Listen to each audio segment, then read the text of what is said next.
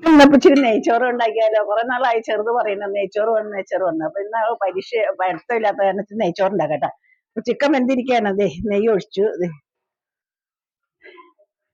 ഇനി പിന്നെ നെയ്യ് ഒഴിച്ചു. പിന്നെ അതിന്റെ ചിക്കൻ വെന്തു കേട്ടോ.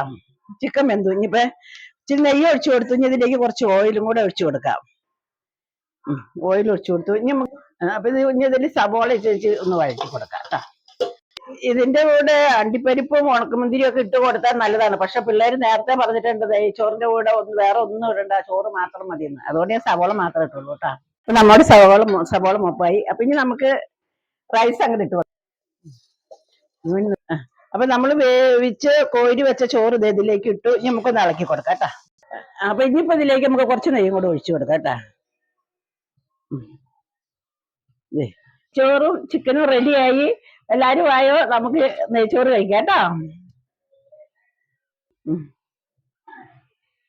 സൂപ്പർ ട്ടാ.